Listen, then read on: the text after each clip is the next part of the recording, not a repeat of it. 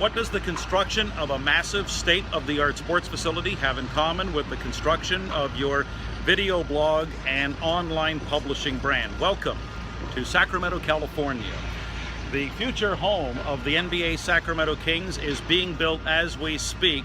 Golden One Center is scheduled to open in the fall of 2015. They have to get it ready in time for a Maroon 5 concert coming here to Sacramento on the November 6th. Would you believe some of the same foundational elements used to build Golden One Center and any state-of-the-art facility can also be used to construct your own video blog, online publishing brand, and you will be much better served if you go down this road if you have that solid foundation to start from. Find Your Video Voice, Part 2 from Sacramento, California, here on the Reinvention Chronicles.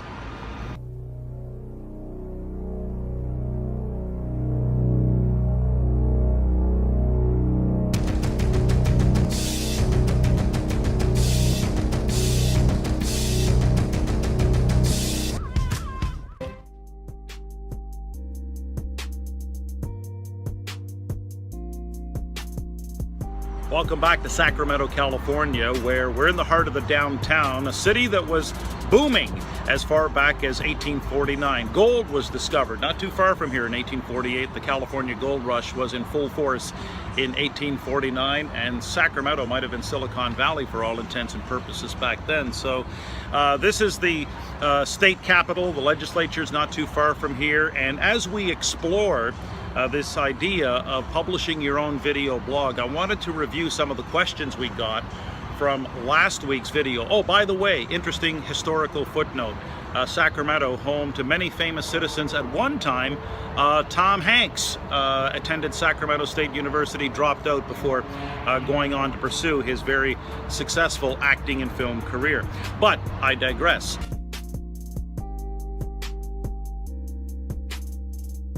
Talk about some of the material we covered last week in Find Your Video Voice Part 1. We talked about the need for a philosophical anchor, also to be personable, and also be prepared to fail, in the sense that you're going to make a lot of mistakes, but keep doing it. Take many takes and you'll get better. It's very much a learned skill. But I want to dive deep today into the idea of the philosophical anchor, which did create some interesting feedback, had a lot of letters and a few conversations from people who really do want to publish original, authentic material through video. And they were curious about, well, how does this whole idea of a philosophical anchor really work? And I think one of the best ways to explain it from the point of view of someone who wants to create art and you want to publish something you can be proud of, think of it like the building that we just saw, Golden One Center. So the foundation for any video blog, or in fact online brand, could be equivalent to the wood, the steel, and the cement used to build that $500 million arena that's going up next door. That being said, the philosophical anchors for publishing video blogs is rooted in the themes that you find particularly fascinating. Think about the themes and the subject areas that will actually give focus and direction to the content that you want to produce. These will be timeless, universal, human values and themes that speak to the part that makes us human. And so consequently, this friend of mine was asking me, so how would that work exactly? And so I said, well, I'll just use a common example in any business category throughout North America. Let's just take a real estate agent, for example. So if you were a realtor and you were interested in creating your own video blog and publishing concern online, you could look at it two ways. First of all, there's a significant difference between advertising and publishing. Never the twain shall meet.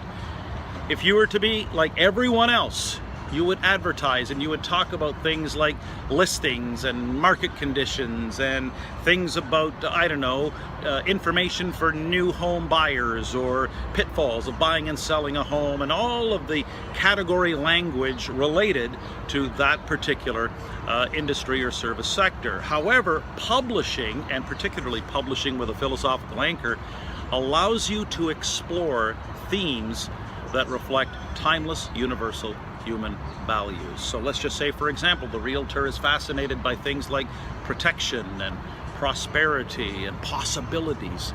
This person could write endless, whether it's weekly, bi-weekly, monthly, endless streams of material, put them on video that related to themes around protection, prosperity, possibilities.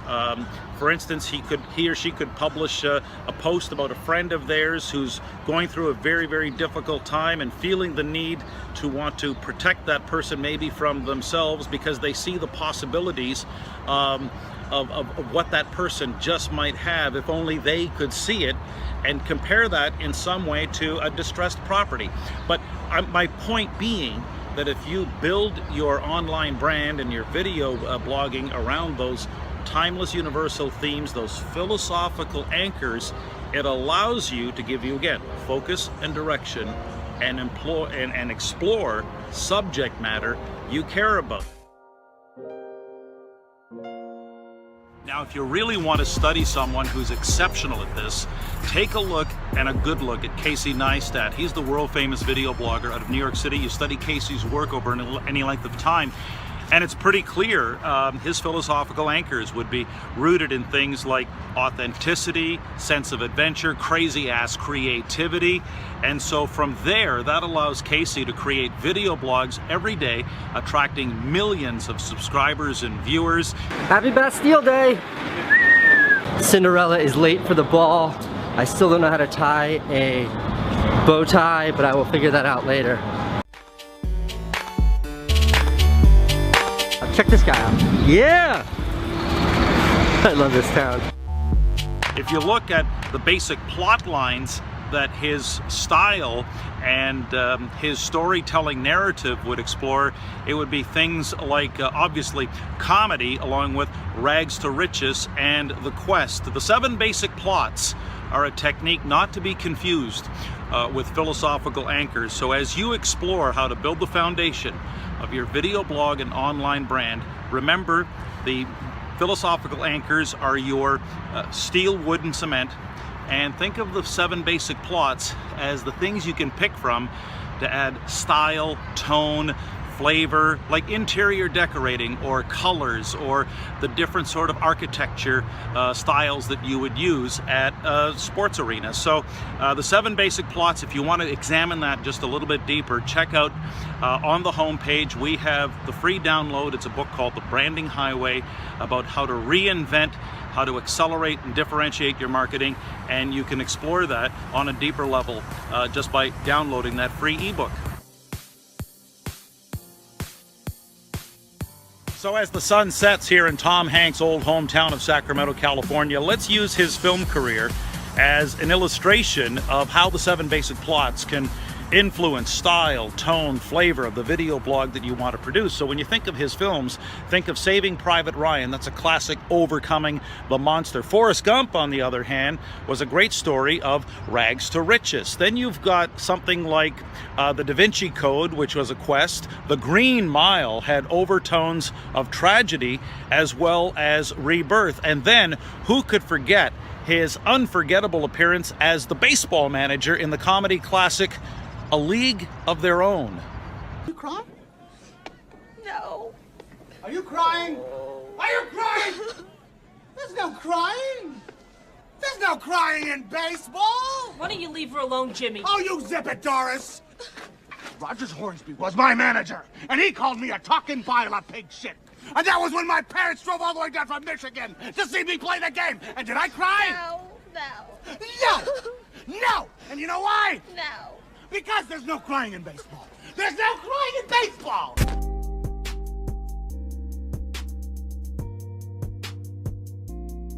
In Sacramento, trying to perform in community theaters in the area. And the artistic director of the Great Lakes Shakespeare Festival was a guest director at the Sacramento Civic Theater. I was walking across the stage just before a tech rehearsal, and Vincent said, "Tom, come here." Yes? He says, "I think you could be an actor." To have somebody say that to me was like, it was just the best possible news that I didn't even know that I was kind of like in the running for. And so there was the kind of like, almost like a classical repertory Shakespeare circuit that usually works in the summertime. And you try to get on at places like that, Stratford, Connecticut, or Ontario, or the Ashland Shakespeare Festival, and I just could never get arrested. Never even came close. So you end up really auditioning for non-paying showcases or off-Broadway stuff that was in New York.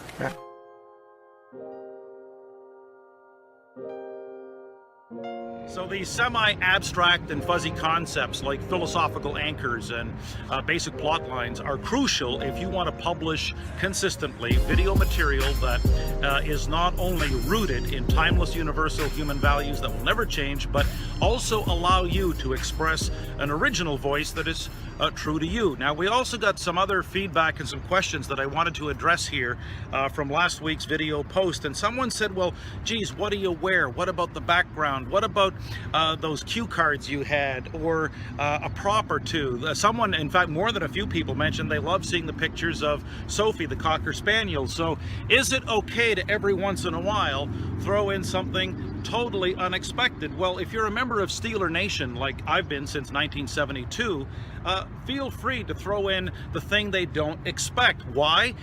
I mean, sure, it might annoy some fans of the Cleveland Brown Nosers, the Baltimore Ratbirds, or the Cincinnati Bungles, but if you're a part of Steeler Nation since '72, who really cares? But it also allows you to reflect what we talked about last week, that part about you being personable. Someone else wanted to know, what about the insecurities that are involved with actually being on TV? How do you get over it? Do you videotape yourself first? And what do I need? Voice lessons? I think I've got a high voice that I don't know that people will like. And so I saw a number of people asking questions about, you know, what about the struggles and how many takes? So let me summarize it this way. No, you don't need a voice coach. Your voice is your voice. Who you are is who you are. And you know what? Don't ever think that the world cares as much about your voice as you do. They just want to see you and hear more so what you have to say in terms of your vocal qualities or what you wear or the different mannerisms. The important thing is to be you in a way that you're comfortable with. Now, is it going to take a number of takes? What is the answer? You can already see it coming. Yes, of course. Is it going to take 10 takes? Is it going to take 20, 30, 40, 50? Take as many takes as you need to take. Welcome back to Sacramento. Let's do it again. 3, 2.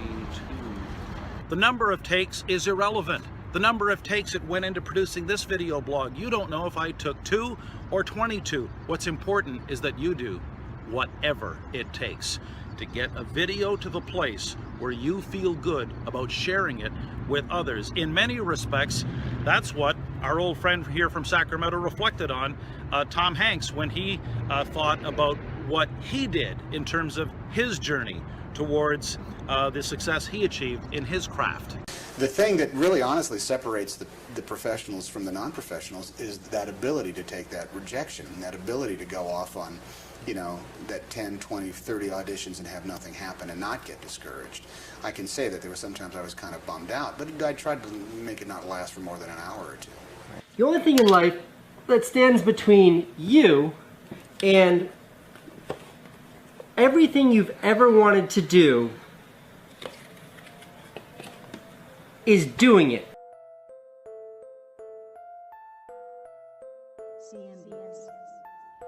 You know, it's been said the road to success is paved with many failures, and I think this blog is proof of that, because there's been so many takes and retakes to get this right. I mean, here we are, middle of the night outside Golden One Center because of an audio glitch on an earlier recording. So hopefully you have a lot more clarity now on some of the ideas we discussed with respect to the need for philosophical anchors to give yourself some roots in terms of how to develop content and the subject matters you want to explore, as well as how they can be flavored with style and tone through the use of the 7 basic plots, as well as the idea to always, you know, be personable, and prepare to fail, because there's going to be no shortage of trial and error experiences on this journey.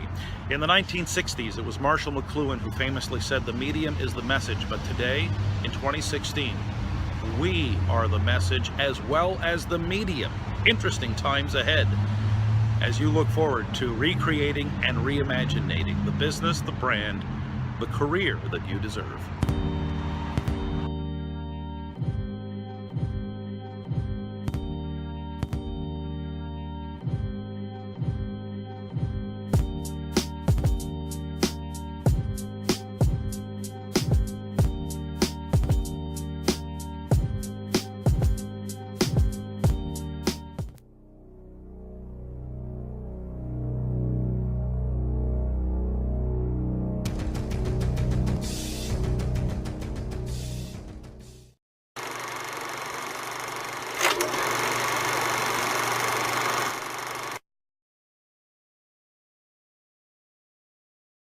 So the semi-abstract and fuzzy concept, 3, 2, and 1.